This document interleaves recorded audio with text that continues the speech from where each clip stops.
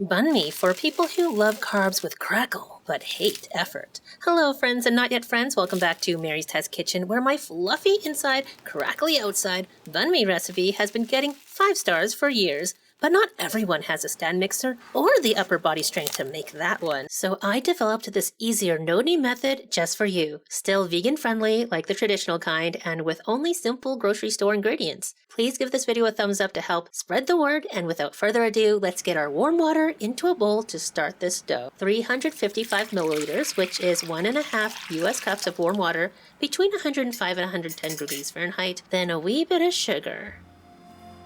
And instant yeast. Although this recipe is far from instant, and traditional dry active yeast will work here too. Just to give us peace of mind that the yeast is alive and ready to go, wait 5 to 10 minutes to see that foaming action and little gas bubbles rise up, indicating the yeast is already turning sugar into CO2 and ethanol. Then one of 2 secrets for fluffy inside and crackly outside Banh Mi: bread flour. Specifically because it's high in protein, also known as strong flour, bread flour is 12 to 14% protein. The ones I actually tested with are 13 to 14%, so when in doubt, check the label or check the manufacturer's website. You'll need 510 grams or 18 ounces. This is 1 packed cup. 165 grams. And that's why we don't measure by cups. The ratio of water to flour is really important to this recipe, same as with my original Banh Mi recipe, to get that thin, crackly crust at the end, so please measure these by weight. Most kitchen scales are only accurate to 2 grams though, so for the next ingredient, you'll need your measuring spoons. 1.25 teaspoons of salt to bring out that lovely baked wheat flavor of your Banh Mi, but not enough to make it actually salty. Then time to whip out the chopsticks. Or use like a spoon or your hands. Just stir the flour until it's been completely absorbed by the water, and you will not need to knead. Look at this raggedy thing. But don't judge it too harshly. Give it time. Cover the bowl to keep the moisture in, and this goes in the fridge for 24 to 48 hours. After 24 hours, see the difference? Not only has the flour absorbed the water more evenly, making the dough smoother, the proteins, aka gluten, have aligned and created this network that traps the growing CO2 gas bubbles produced by the yeast. And it's so soft and squishable. This is what I love about making bread. If you're in a hurry, you might stop here and make your Banh Mi today, but this is Mary's Test Kitchen, so we're going to compare the dough rested for 2 days as well.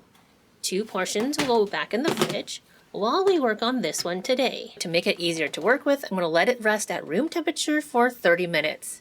Afterwards, let's get into this 24-hour dough texture. It's much smoother and stretchier than it began, but I can feel denser bits in there. It's not completely even. The dough is sticking quite a bit, as you can see, which is fine. I can add a little flour to help me out, but not too much, lest it affect my final results. Compare it to our dough after the full 48-hour cold ferment, straight out of the fridge.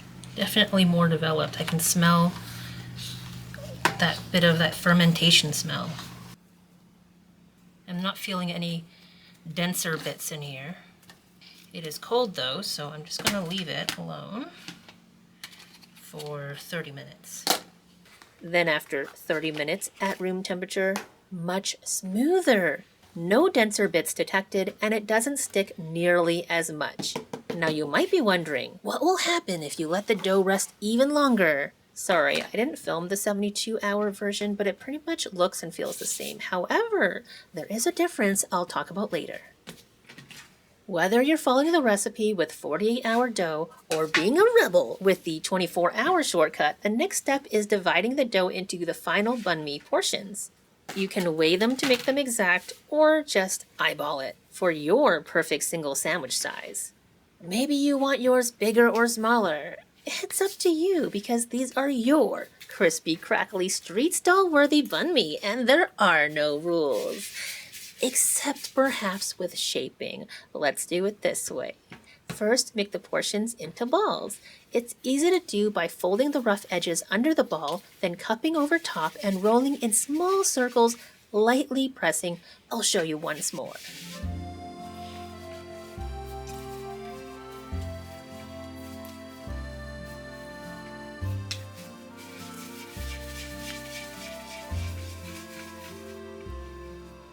Just to compare the 24-hour dough, it's a bit trickier to do. You just need a little more finesse and patience.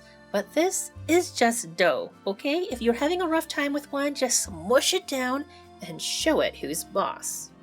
Now that we have all the dough balls, take the one you worked on first, as it will be the easiest to work with now, and flatten it. These days I like to use a rolling pin, but back in the day I used an old beer bottle and it worked just fine. Use what you have, I always say. Then on one of the shorter ends, roll it up tightly. When you get to the end, pinch along the seam to seal it. Then you can roll over top to smooth everything out. And to get those signature tapered ends, tense your hands so your pinkies are down, the opposite of tea time. I'm putting light pressure from the middle to the ends, and that lengthens the baguette. Keep in mind this will rise between 2 to 3 times the size in diameter, but the length will pretty much stay the same. Finally, onto my non-stick baguette pan. The shape and the perforated bottom gives the banh mi that Vietnamese bakery perfection. However, even on a regular flat baking pan, the baguettes will still come out crispy, crackly, and delicious just with flat bottoms. But before any of that can happen, these babies need time to grow up. And like all babies, they need protection while they do that.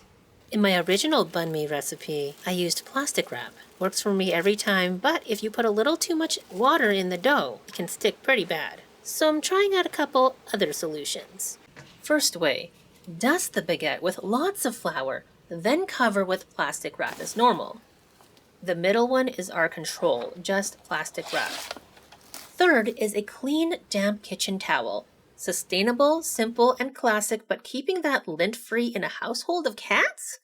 Challenging. Then for a steamy oven without the actual steam oven, I'm placing a pan of hot boiling water with the rising baguettes.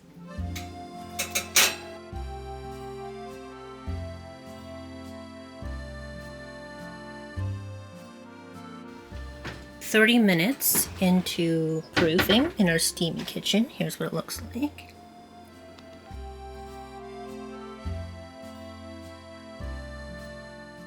Take them out after another 30 minutes or until they've doubled in size.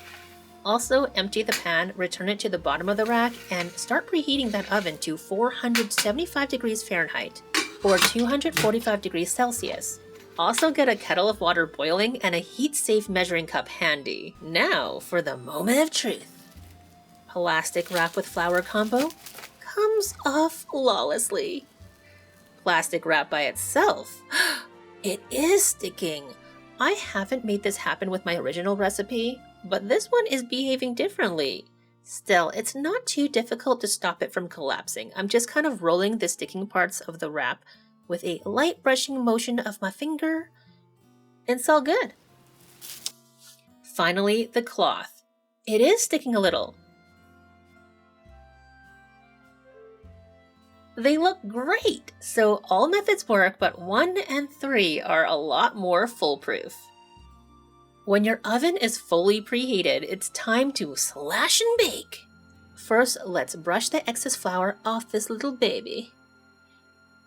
And brush the tops of all of them with water. If you have a spray bottle, use that. It's even better, more even. Because this will help the next step. Slash the tops with a sharp knife. I want about a centimeter depth, and this allows the loaves to rise evenly in the oven. I probably should have sharpened this for cleaner lines, but it works nonetheless. Now, for a bit of danger. Wait until your kettle of water has boiled and measure out 100 milliliters. Then immediately place the loaves on the center rack of the oven and pull out the bottom tray, so you can pour in the water and be real careful to not be in the way of that steam. Gently close everything up, and the steam will help form that thin crust during the first part of baking, but then it will dry up, and the baguettes will continue to bake in the dry oven and get nicely golden. After 18 minutes of baking, our 48-hour no-knead banh mi are ready. At first, you can see the surfaces are fairly smooth, but in seconds, you should start to hear it. The crackle has begun. Before I show you the inside, what about our 24-hour Vietnamese baguettes? Actually, Actually, they were a little stickier to shape, but they were manageable. And I did the same test during the proofing stage, but I forgot to put them in the steamy oven. Still, they rose nicely, and after baking, they also crackled. I baked these for 2 more minutes than the 48-hour batch, so they are a bit darker. But other than the color, the outside is super similar. The crust is still nice and thin and crisp. The spring is pretty decent. And the inside? The crumb is a little bit uneven. I don't know if you can tell on camera. That said, growing up, my favorite banh mi place removed some of the fluff to make room for fillings anyways, so I don't think it's that important. It's the crust and the fresh bread aroma that really makes it. So if you're in a hurry, 24 hours is all it takes. But the 48-hour banh mi is something else. We have this signature thin, crackly crust, soft and fluffy light interior, but also extra flavor from the cold fermentation. I think it tastes even better than the bakery. And like I mentioned earlier, I didn't record the 3-day version, but it gets even more flavor without sacrificing the texture. So if you have time, I do recommend it. However, it does get away from the original flavor of banh mi, which typically is not fermented this long or cold fermented to my knowledge. I have all the details in the blog post, so when you're ready to make these yourself, you can read all about it and get the printable recipe. But tell me, what are you putting in your banh mi sandwich? Let me know in the comments below. Thank you so much for watching, my friends. I put a lot of effort and weeks into developing the no-knead version of my banh mi recipe, which that one took years to develop. So I really hope this will help you make lovely banh mi sandwiches at home with little or less effort, or a different kind of effort using patience and calendar alarms rather than elbow grease or a stand mixer investment. Please give this video a thumbs up if you liked it, and subscribe if you haven't already. Like I alluded to before, I had to cut out traditional carby bread at home for a while for health reasons, but now I am able to bake again. My partner is like so happy about it. Anyways, let me know what kind of bread recipes you want to see on the channel, and maybe I can make it happen. Bye for now.